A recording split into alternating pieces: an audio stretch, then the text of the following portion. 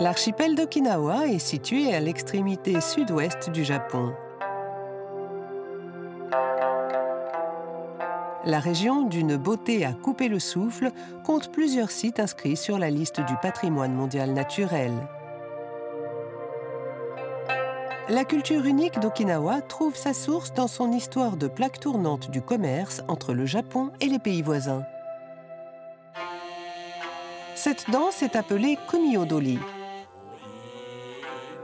Elle existe depuis plus de 300 ans et puise ses origines dans des arts comme le kabuki et le no. Le tissu des costumes est teint en utilisant un procédé original, une méthode d'Okinawa appelée Ryukyu Bingata. Les motifs gais et colorés sont inspirés de la riche nature de l'archipel. Okinawa est également le berceau du karaté, aujourd'hui pratiqué dans le monde entier. À l'origine, le karaté d'Okinawa n'était pas destiné à se battre ou faire des compétitions.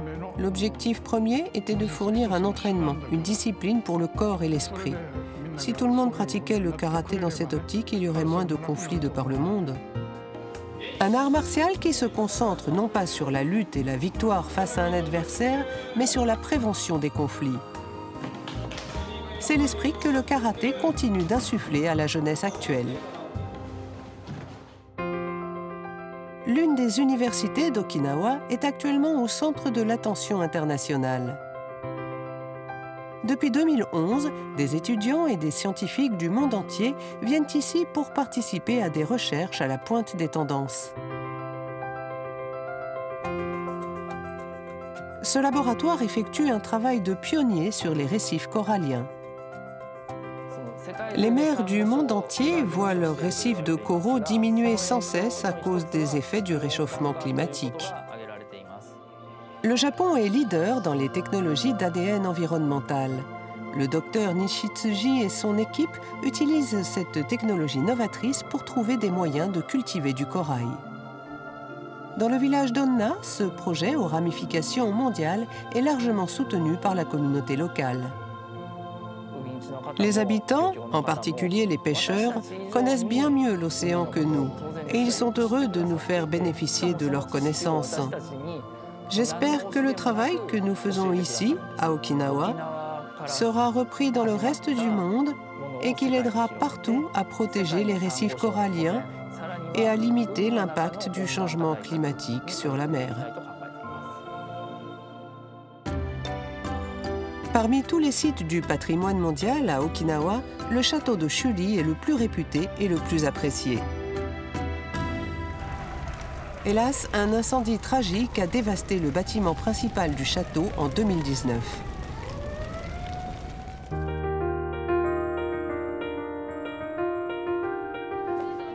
Ces lycéennes d'Okinawa font visiter le site du château aux visiteurs en leur offrant des explications.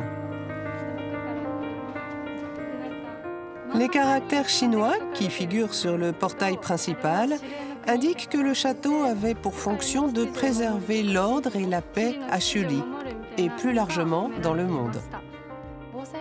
Les sirènes ont retenti en pleine nuit, et une alerte radio a prévenu les habitants des environs que le feu risquait de s'étendre.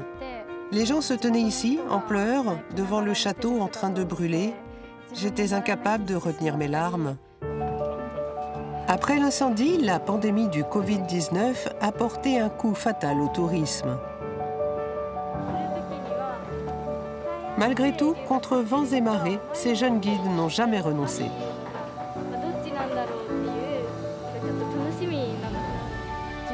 Notre groupe a discuté des actions possibles et nous avons eu l'idée de préparer un guide en réalité virtuelle. Cela permet d'explorer les différents bâtiments du château de Shuri tout en écoutant nos explications détaillées. Cette catastrophe a renforcé notre détermination à faire connaître largement la beauté de notre château. Les travaux de restauration progressent rapidement et l'on espère voir le château rouvrir entièrement en 2026. À Okinawa, rien ne vient entamer l'optimisme de la population qui regarde toujours vers le futur.